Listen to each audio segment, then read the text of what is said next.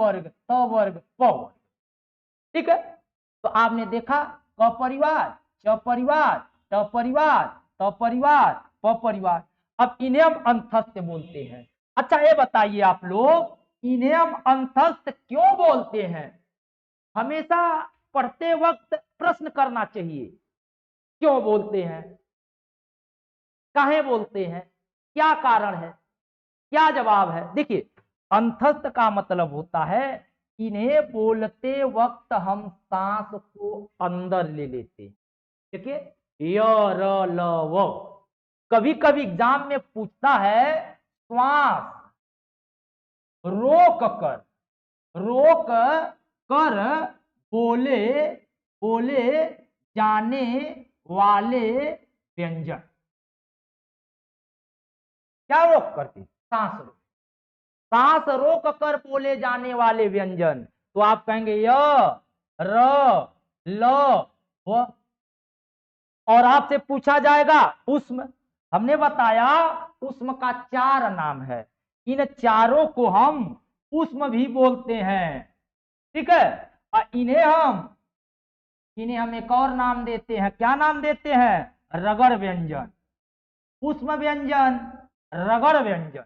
इन्हें एक और नाम क्या देते हैं? रगड़ व्यंजन। इन्हें एक और नाम क्या देते हैं? संघर्षी व्यंजन। और इन्हें एक और नाम क्या देते हैं? सांस छोड़कर बोले जाने वाले। इसको हम तालू पर जीभ जब रखते हैं, तालू पर। ठीक है, इन्हें मूर्धा पर, यहां दांत पर, यहां कंठ। तो कंठ पर तो जीभ रख नहीं सकते, लेकिन सांस यहां पर हम रोक लेते हैं और रोकने के बाद बाहर फेंकते हैं, तब बोलते हैं, क्योंकि यहां पर उष्मा ज्यादा खर्च हो, इसलिए इसका नाम उष्म व्यंजन। अब संयुक्त व्यंजन का उच्चारण स्थान, तो आपने जाना इनका उच्चारण स्थान, इनका उच्चारण स्थान। और आगे यदि हम यहाँ पर एक बार और गौर करेंगे, यदि हम आगे यहाँ पर क्या रख दें, यहाँ पर यदि हम आगे स्वरों को रख दिया जाए, अब पूछ दिया जाए कौन स्वर कहाँ से बोला जाता है, तो देख लीजिए, यहाँ पर हम अ को रख सकते हैं, यहाँ पर आ को रख सकते हैं, यहाँ पर छोटी ई को रख सकते हैं, बड़ी ई को रख सकते हैं, यहाँ हम मूर्धा पे हम री को रख सकते हैं, दंत पर कोई नहीं है, यहाँ हम किसको रख सकते हैं? ऊ को, अब बड़ा ऊ। ठीक है, अब आपसे पूछ दिया जाए सर ए को कहां से बोलते हैं, अब बताइए ए का निर्माण किन 2 व्यंजनों से, स्वरों से हुआ है? तो आप कहेंगे सर अ से और ई से हुआ है, अ से और ई से। अब बताइए, आप जवाब दीजिए कि जब इनका उच्चारण अ और ई से हुआ है, अ को कहां से बोल रहे हैं?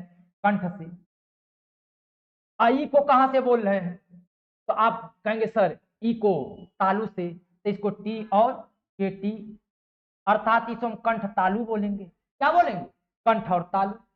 अब मान लीजिए कोई पूछ दे सर बताइए ओ का उच्चारण स्थान कहाँ है, ओ का उच्चारण स्थान कहाँ है? तो आप कहेंगे कि सर ओ का उच्चारण स्थान बताने के लिए हम ओ में क्या है? अ है, और दूसरा क्या है? ऊ है, अ है और ऊ है। तो कहेंगे सर ओ को कहां से बोलते हैं? तो कहेंगे सर ओ को कंठ से, के से बोलते हैं, और ऊ को कहां से बोलते हैं? ओ से। तो के ओ, कंठ और ओठ, कंठ और ओठ से किसे बोलते हैं? ओ को। और कंठ और तालु से किसे बोलते हैं? एक। तो ये तो स्वरों का उच्चारण स्थान हो गया। ठीक है, और ये आपके स्पर्श व्यंजन का उच्चारण स्थान हो गया। ठीक है, ठीक है, नेक्स्ट वीडियो में हम आपको बताएंगे स्पर्श व्यंजन। हो गया आपका, तो हम बताएंगे अघोष, सघोष, अल्प प्राण, महाप्राण, इनके उच्चारण स्थान, इनमें कितने अक्षर आते हैं, इनसे किन अक्षरों का निर्माण होता है, किन संधियों का निर्माण होता है। यदि आपको अच्छा लगा तो कृपया आपसे निवेदन है कि आप हमारे चैनल को सपोर्ट करिएगा। मैं आपको अन्य वीडियो अच्छे से अच्छे तरीके से समझाने का प्रयास करूंगा। जो त्रुटि होगा आप उस पर कमेंट करके हमें सलाह दीजिएगा। आप सभी लोगों का सलाह मैं मानूंगा। तब तक के लिए धन्यवाद, नमस्कार।